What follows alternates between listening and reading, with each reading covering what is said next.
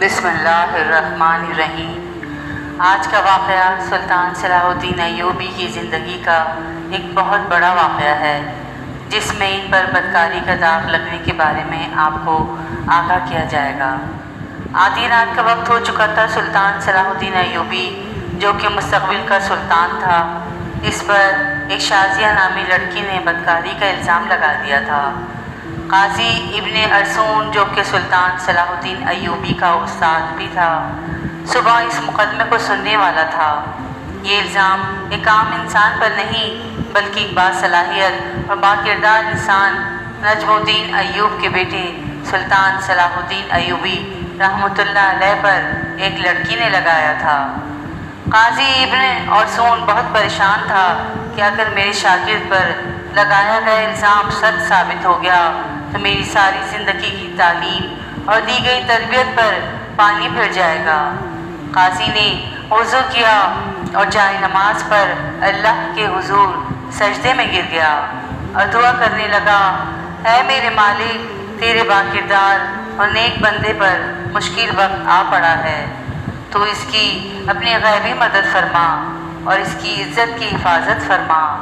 بے شک تو ہی عزت دینے والا اور تو ہی ذلت دینے والا ہے۔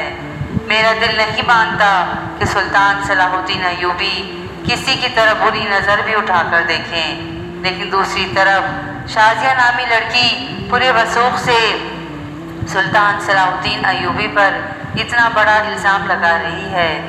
محترم دوستوں، یہ واقعہ کچھ اس طرح ہے کہ جب سلطان نور الدین زنگی اپنی سلطنت پر قائم و دائم تھے، سلطان صلاح الدین ایوبی پر ایک شازیہ نامی لڑکی نے الزام لگایا کہ سلطان صلاح الدین ایوبی نے اسے اکیلا پا کر اس کے ساتھ زبردستی کرنے کی کوشش کی۔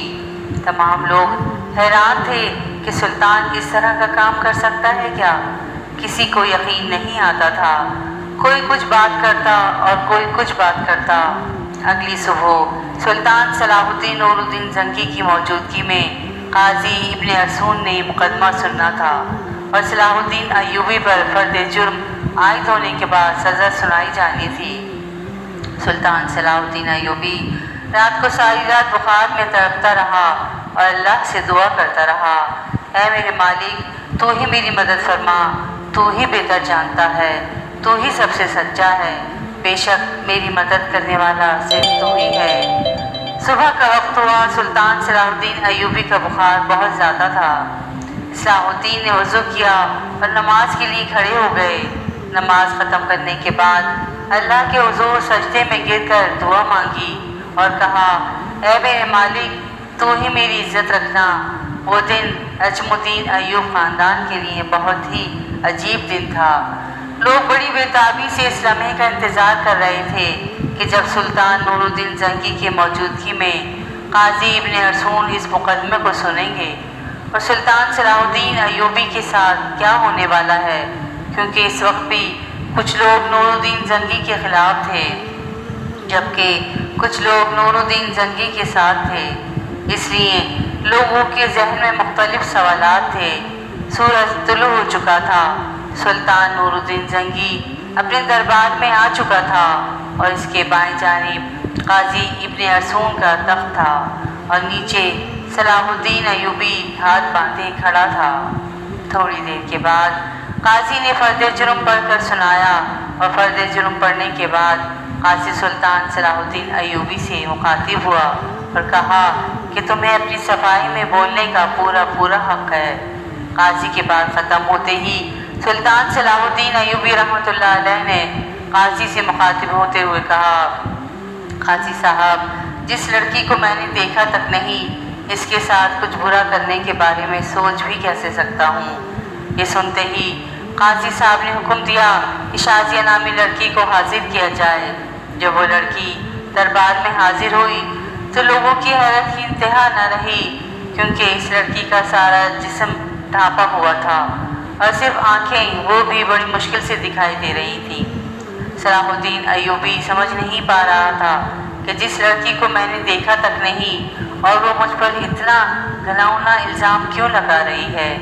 مجھ سے آخر ایسی کون سی غلطی سرزد ہوئی जो इस लड़की ने मुझ पर इतना बड़ा इल्ज़ाम लगा दिया। काजी अरसून शाजिया नामी लड़की से मुखातिब हुआ और पूछा, बताओ सलाहुद्दीन अय्यूबी ने तुम्हारे साथ क्या किया? तो इस लड़की ने कहा कि मैं अपना बयान पहले दे चुकी हूँ, मज़ीद ऐसी बातें करके मैं अपनी मज़ीद इज़्ज़त व ख्वार नहीं करवा सकती। बुखार बहुत ज़्यादा होने की वजह से सलाहुद्दीन का चेहरा जर्द हो रहा था और हाथ कांप रहे थे, ज़बान पर भी लर्ज़ा तारी था। देखकर मजमे को ये लग रहा था कि सुल्तान सलाहुद्दीन अय्यूबी बेकसूर नहीं हैं। सुल्तान नूरुद्दीन जंगी बड़े गौर से ये सारा मंजर देख रहा था। पूरे दरबार में सन्नाटा छाया हुआ था। लोग बड़े गौर से सलाहुद्दीन अय्यूबी और इस लड़की की बातों को सुन रहे थे। सुल्तान सलाहुद्दीन अय्यूबी ने इस लड़की से कहा कि क्या तुम्हें अपने रब से डर नहीं लगता कि तुम एक बेकसूर इंसान पर इतना बड़ा इल्ज़ाम लगा रही हो? लोग समझ रहे थे कि सुल्तान नूरुद्दीन जंगी का भतीजा होने की वजह से सलाहुद्दीन अय्यूबी अगर मुजरिम करार भी दिया गया तो सज़ा से बच जाएगा। सलाहुद्दीन अय्यूबी ने काजी से कहा कि जब हम किसी भी मसले का हल नहीं निकाल पाते तो हम फिर अपने अल्लाह की तरफ रुजू करते हैं, और मैं भी इस लड़की को कहता हूँ कि अगर ये अल्लाह को हाजिर नाजिर जानकर अल्लाह की कसम खाकर ये कह दे कि इसका इल्ज़ाम सच्चा है तो मैं वो भी गुनाह कबूल कर लूँगा जो मुझसे सरजद भी ना हुआ। ये सुनते ही वो लड़की सलाहुद्दीन अय्यूबी को बगौर देखने लगी। वो सुल्तान सलाहुद्दीन की हालत समझ चुकी थी। थोड़ी देर बगौर बखूबी देखने के बाद लड़की चीख चीख कर रोने लगी और कहा, मैं तमाम मजमे के सामने अल्लाह को हाजिर नाजिर जान कर कहती हूँ कि सुल्तान सलाहुद्दीन अय्यूबी बिल्कुल बेकसूर है, सारा गुनाह मेरा है। सुनकर सारा मजमा हैरान हो गया और इस लड़की के चंद अल्फाज ने मुकदमे को उल्टा कर दिया। इतने में सुल्तान सलाहुद्दीन नूरुद्दीन जंगी दहशत से अपनी कुर्सी से उठा और इस लड़की को कहा कि क्या तुम्हें पता है कि इल्ज़ाम तराशी की तुम्हें कितनी बड़ी सज़ा मिल सकती है? तो इसने कहा, हाँ मुझे मालूम है कि इसकी मुझे कितनी बड़ी सज़ा मिलेगी। इसके बाद काजी ने शाजिया से कहा कि आखिर ऐसी क्या वजह थी कि तुमने सलाहुद्दीन अय्यूबी पर इतना घिनौना इल्ज़ाम लगाया? तो लड़की ने अपनी आंखें झुका ली, लेकिन जब सुल्तान नूरुद्दीन जंगी रहमतुल्लाह अलैह ने लड़की की तरफ देखा तो इसने कहा, ऐ मेरे सुल्तान, मैं जानती हूँ कि मुझसे बहुत बड़ा गुनाह हो गया है, शायद जिसकी तलाफ़ी भी नामुमकिन है, क्योंकि जो दाग सलाहुद्दीन अय्यूबी के किरदार पर लगा वो शायद मैं चाहते हुए भी ना मिटा सकूँ, लेकिन ये सब काम करने के लिए मैं मजबूर थी। सुल्तान नूरुद्दीन जंगी ने पूछा कि बताओ तुम्हें इस काम के लिए किसने मजबूर किया था? शाजिया नामी लड़की ने अमीर इब्ने मरहूम की तरफ इशारा करते हुए कहा कि इस आलिमर्द अमीर ने मुझे ये सब करने के लिए मजबूर किया। ये सब सुनते ही तमाम दरबारी अमीर इब्ने मरहूम को मलालत और गुस्से की नज़रों से देखने लगे। अमीर इब्ने मरहूम अपनी जगह से उठा और बड़े दबदबे के साथ कहने लगा, ये लड़की झूठ बोल रही है, मैं भी सलाहुद्दीन की तरह इसको जानता तक नहीं। नूरुद्दीन जंगी ने कहा कि कल मालूम हो जाएगा कि कौन बेगुनाह है और कौन गुनाहगार। इसके बाद सुल्तान नूरुद्दीन जंगी ने शाजिया नामी लड़की को अपने कमरे में बुलाया और पूछा कि बताओ असल माजरा क्या है? लड़की ने कहा कि एक जंग में मेरे माँ बाप मारे गए थे और मैं इस जालिम अमीर इब्ने मरहूम के हाथ लग गई थी। ये मुझ पर बेइंतहा जुल्म करता था, बेहद तशद्दुद करता था और शाही कनीज़ के जांच करने के बाद इस लड़की की पीठ पर कोड़ों के निशान भी दिखाए गए। और इधर सुल्तान नूरुद्दीन जंगी के खास जासूसों ने शाजिया और अमीर इब्ने मरहूम के बारे में सारी मालूमात इकट्ठी कर ली और इनके आपस के ताल्लुक़ को सुल्तान के सामने बेनकाब कर दिया। ये देखकर सुल्तान ने अगले दिन पूरे मजमे को एक जगह पर इकट्ठा होने की दावत दी। ये दावत इसलिए थी कि काजी इब्ने मरहूम की सज़ा लोगों के सामने दिखा सकें। तमाम लोग बड़ी बड़ी दूर से अमीर इब्ने मरहूम की हालत देखने के लिए आए। جب اس کو میدان میں لایا گیا تو سب زنجیروں میں جکڑا ہوا تھا۔